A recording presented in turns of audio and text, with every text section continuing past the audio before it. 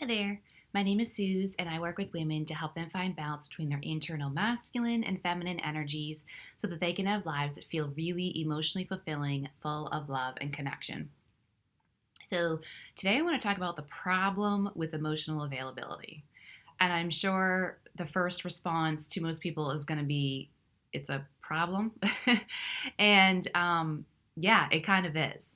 Because this is something that I see I've been guilty of. I'm certainly not better than anyone. I have been guilty of this in my journey of really becoming emotionally vulnerable, working on emotional intelligence, working on emotional availability, all of that. Something that was a really big stumbling block for me and really convicted me back in the beginning of my journey with emotions and emotional health, emotional healing. And when I kind of like had this come into my realm of awareness, it was like it really made me stop dead in my tracks. And here's the thing, it's really all well and great when you're on this journey with yourself of personal growth, spiritual growth, and you're in this space of recognizing that I'm going to acknowledge my emotions. I'm going to let my emotions be seen and heard. I'm not going to hide. I'm not going to be people pleasing. And I expect people to be emotionally available to me, or I'm only going to be in relationships with people who are emotionally available, or I want an emotionally available man. I mean, you know what I'm saying. It's very obvious where I'm going with all of that. It's perfectly all well and good to say all of those things, and you can get stuck in that trap of that. But there comes a line that you can cross with that mentality that becomes very ego driven, and you've lost your humility. You've lost the responsibility.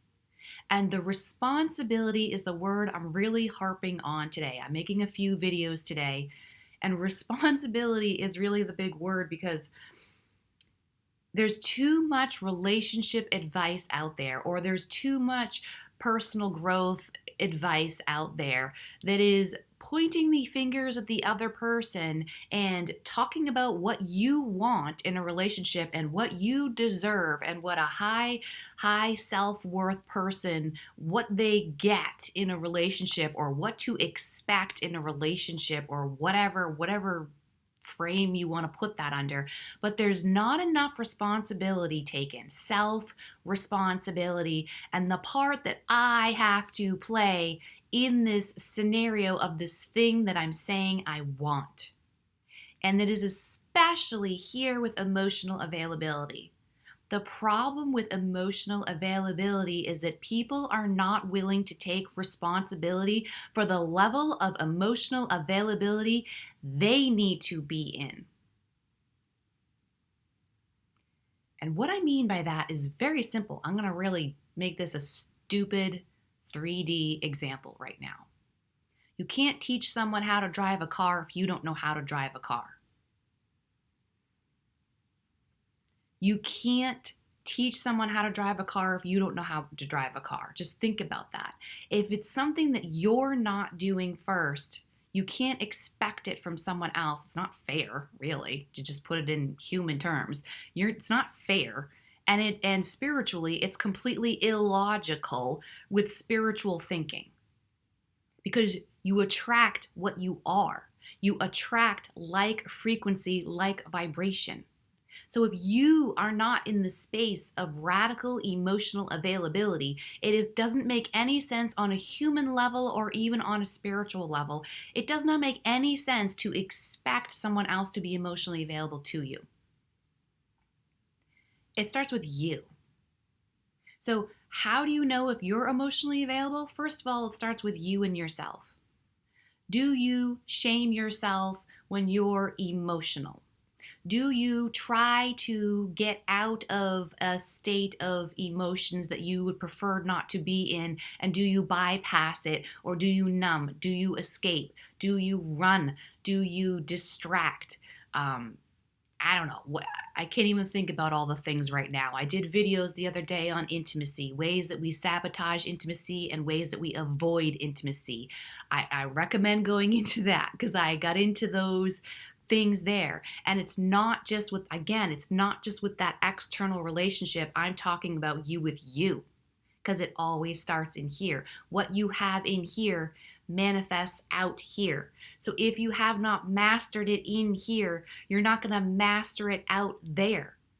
I've said it so many times, I'm going to say it again. The relationship, the connection is not the thing. You are the thing. The man is not the thing. It's your inner masculine that is the thing. And harmonizing your inner masculine and feminine energies first and understanding how to integrate them together to create your own inner relationship, inner connection that is so strong and thriving and growing and impeccable with yourself that then therefore you can create it with someone externally.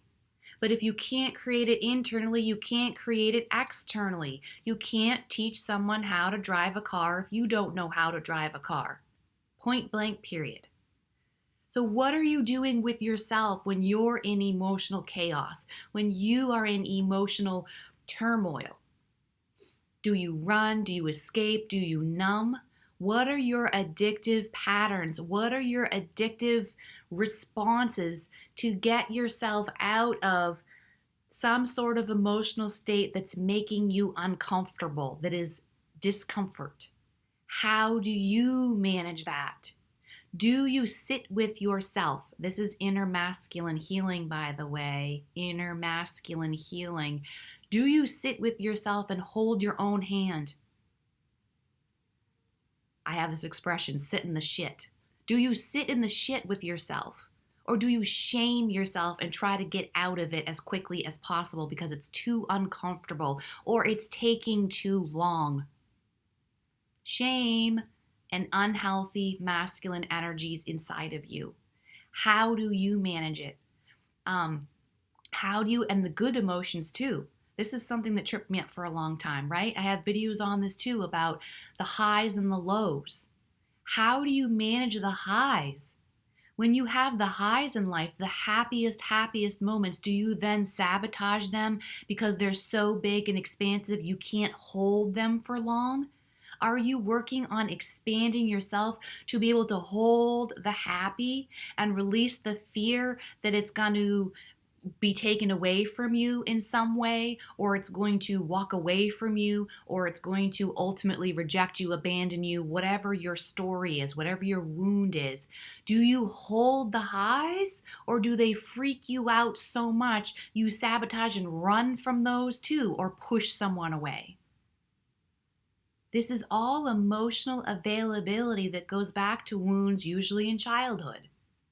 What was the dynamic with your caretakers?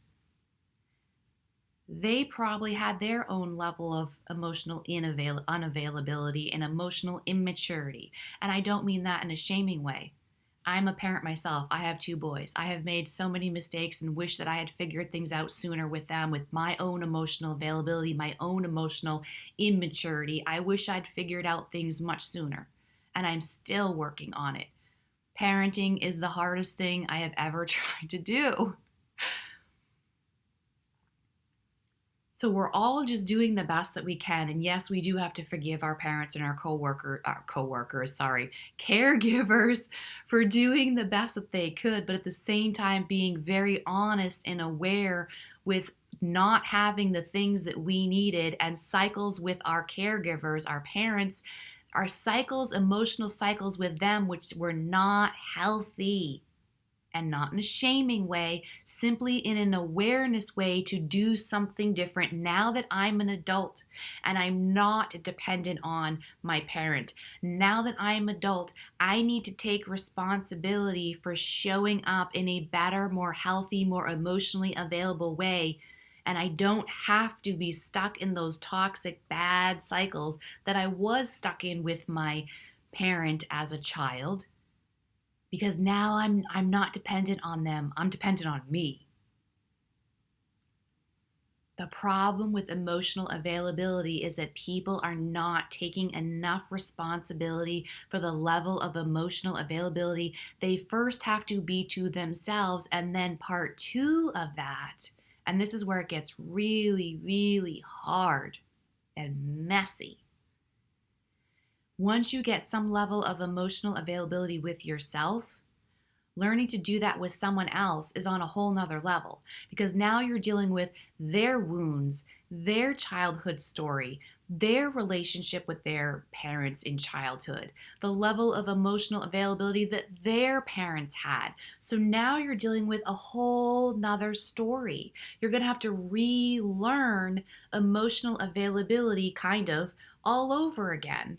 It's like you graduated high school with yourself with emotional availability, right? You graduate high school and then you got to go to college to learn how the other person needs emotional availability and how they respond to things, how they interpret things.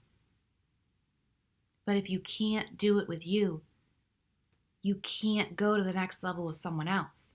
If you don't know how to drive a car, you can't teach someone else to drive a car. That's the problem with emotional availability. And it always comes back to responsibility. Am I taking responsibility for my part of this partnership? Am I taking responsibility for how I'm contributing to this connection and how I'm expanding it in a healthy way? Or am I expecting the other person to do everything, and if they're not satisfying me, then they're the problem? That attitude's gotta go. And if you're on a spiritual journey like me, and I'm assuming if you're still here in this video with me, you're on a spiritual journey, you know that we're going to unity consciousness. That is unity consciousness. We're in this together. We need to learn to work together. We need unity, harmony, collaboration to make this thing work. I'm going to leave this video here.